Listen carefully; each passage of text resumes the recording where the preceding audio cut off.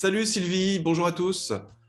Aujourd'hui, on va parler d'un pilote clandestin. On va faire une série sur les pilotes clandestins. Aujourd'hui, on va parler du pilote clandestin qu'on appelle le Soifor.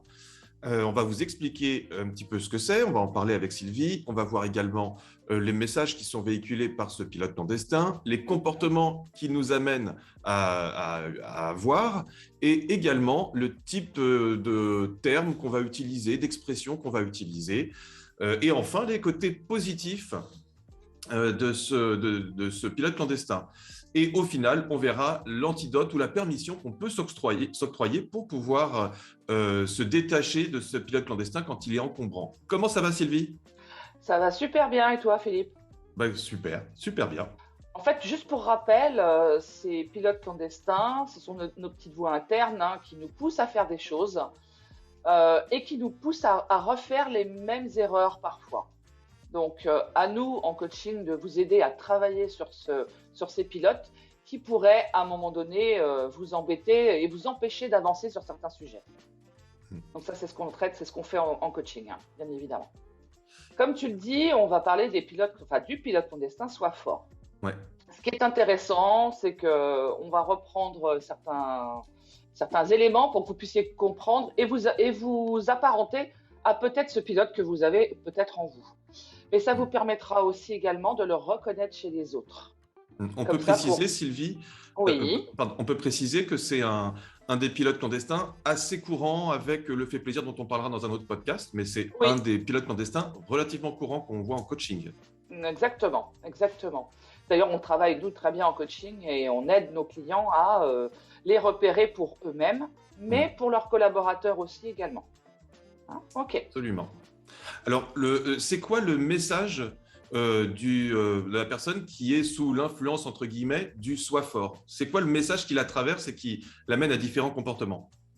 En fait, le soi fort, c'est une personne qui n'aime pas montrer ce qu'il pense et ce qu'il ressent. Il a beaucoup de mal à parler de ses faiblesses et de ses doutes. C'est quelqu'un qui se dit je vais m'en sortir seul, je vais y arriver. Je peux compter que sur moi et je vais y arriver. Voilà, c'est ce qu'il se dit dans la majeure partie des cas. Comme tu le précisais, on est évidemment dans les grandes lignes. Ça peut paraître un peu caricatural, mais ce qui est intéressant, c'est que chacun y retrouve un petit peu ses petits, on va dire, qu'il retrouve les traits de caractère qui lui sont propres. Et après, en coaching, on le travaille évidemment de manière complètement individuelle, personnalisée. Mais en tous les cas, voilà, que chacun voit si dans les grandes lignes, il se retrouve. Donc, oui, comme tous les pilotes, bien évidemment. Nous, on le vérifie, et c'est très bien même d'ailleurs en coaching, c'est que nos clients se retrouvent parfois pas à 100%, bien évidemment, il y a toujours des nuances. Mais là, on vous donne les tendances. Comme ça, vous aurez la tendance de ce pilote clandestin. D'accord. Donc, le message, c'est qu'il ne faut pas montrer ses faiblesses pour paraître éventuellement faible. Et le leur, en quelque sorte, c'est de se dire qu'on va pouvoir prouver tout le temps, de manière permanente, qu'on est le plus fort et que quoi qu'il arrive, on doit rester le plus fort. Et là, quand on dit ça, on entrevoit bien que ça va apporter des comportements qui ont des effets positifs, mais qui sont aussi un petit peu compliqués. Exactement. En fait, c'est quoi qu'il arrive, le leur, c'est quoi qu'il arrive, je tiens le coup.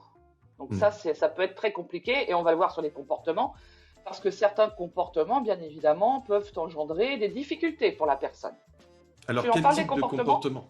Oui, je peux en parler un petit peu. Ouais. Alors, le premier comportement type, on va dire, c'est une incapacité à pouvoir exprimer ses émotions et ses sentiments. Et en fait, d'avoir une vraie difficulté, encore une fois, pour ne pas se mettre en situation de faiblesse ressentie, une incapacité, une difficulté voilà, à oser exprimer ses sentiments comme s'il y avait un danger à dire voilà ce que je veux ou voilà ce que je ressens. Ça, c'est le premier comportement le plus important. En fait, le soi fort, c'est une personne qui va faire preuve d'une grande maîtrise émotionnelle. C'est quelqu'un qui va, comme tu disais, garder pour soi ses sentiments pour ne pas montrer ce qu'il ressent, pour ne pas être pris en défaut ou montrer ses faiblesses parce que le soi fort veut y arriver tout seul, comme on vous disait tout à l'heure. Donc, c'est des personnes qui vont garder pour eux. Donc, on ne sait pas forcément toujours sous couvert de tout va bien, ou on ne sait pas si c'est la réalité. Voilà, Oui. ce qui peut Et ressortir. tu parlais tout à l'heure des autres, et en Oui, plus, le soi fort peut avoir des difficultés aussi à recevoir ou à gérer les autres lorsqu'ils parlent, eux, de leurs émotions et de leurs exactement, sentiments. Mm. exactement. En fait, c'est des personnes qui sont pas très à l'aise avec les émotions, les leurs déjà, et celles des autres. Oui. À Sur des recevoir aspects, celles des autres. Mm. absolument. Et Mm. pour amener sur quelque chose qui peut être un petit peu caricatural là aussi, mais Ouais, parfois ça peut être ressenti par les autres comme un petit peu de rigidité, on peut le dire comme oui, ça. Voilà, une sorte de fermeture ou de distance un peu trop forte, ressentie mm. comme trop forte. Oui, Une imperméabilité émotionnelle aussi, peut-être parfois. oui. Alors, comme on vous le disait hein, tout en début de ce podcast, attention, ce sont des éléments que l'on vous donne, ne les prenez pas au pied de la lettre.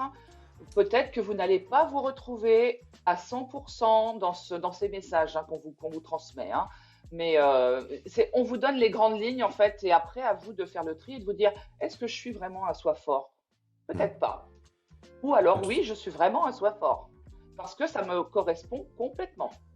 Donc Oui, à vous d'identifier. Hein. et identifier ces comportements ou ce pilote clandestin, ça vous permet aussi de faire, vous, personnellement, la balance entre ce que ça Mhm. m'apporte de positif, ce que ça m'apporte de négatif dans ma vie, et du coup de se demander, est-ce que ça vaut la peine que je travaille dessus ou pas? En coaching, souvent c'est le cas, puisque les personnes aussi viennent nous voir, mais la question se pose. Ensuite, on a la question un peu du type d'expression. Là, encore une Oui. fois, c'est caricatural, mais le type d'expression qu'on peut rencontrer chez un soi fort, même quand il est à un moment donné de la journée Mm. en position, dans un comportement de soi fort, eh bien, ça va être caractérisé par le manque d'emploi du je et plutôt l'emploi du tu. Par exemple, au lieu de dire je suis inquiet par cette situation ou je m'inquiète ou j'ai peur de telle situation, plutôt tu m'inquiètes ou tu me fais peur. Mm. Là, encore une Oui. fois, on voit la distanciation qui se crée pour ne pas avoir à parler de ses propres émotions, de ses propres sentiments. En fait, le fait de parler en tu, c'est je ne montre pas moi ce que je ressens. Je ne Mm. montre pas moi mes difficultés. Je ne veux pas montrer mes faiblesses. Donc, si je parle de voilà, tu m'inquiètes, tu me mets en colère, bah, là, je vais parler de moi ou je m'en moque, etc. Mm. C'est pas la personne va être en difficulté de parler justement d'elle. Hein. Donc, ça va être Mm. plus facile de le transposer sur quelqu'un d'autre pour Et elle. alors, dans la même veine, donc le premier élément, c'est en effet de peu utiliser le je au profit du tu. Et l'autre, c'est la généralisation. Par exemple, Exactement. il faut savoir encaisser, il faut supporter. C'est comme ça. Ce type de généralisation permettent là aussi bah, de se distancier, de ne pas dire j'estime qu'il faut savoir Mm. encaisser, mais plutôt tout le monde doit savoir encaisser. Donc, comme ça, je ne parle pas de moi, encore une fois, c'est dans cette idée-là que le soi-force devient visible. Comme on le disait aussi, le pilote clandestin n'a pas que des côtés négatifs, il y a des côtés positifs, bien évidemment. Et ce soit fort, ses côtés positifs, c'est la ténacité, la résistance. C'est quelqu'un d'endurant. Il va au bout des choses et quoi qu'il arrive, il est capable d'aller loin. Mm. Ça, c'est vraiment très positif parce que c'est des personnes sur qui on peut compter. On sait ils vont aller jusqu'au bout. Quand on leur confie une mission, peu importe s'ils sont en difficulté, ils iront au bout. Donc voilà, Ou ça c'est alors, le côté positif.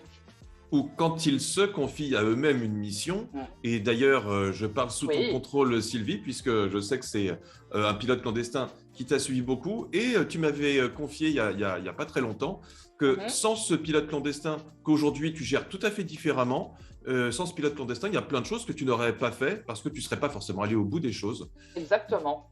Exactement. En fait, tous les pilotes clandestins que nous pouvons avoir, on en a 5.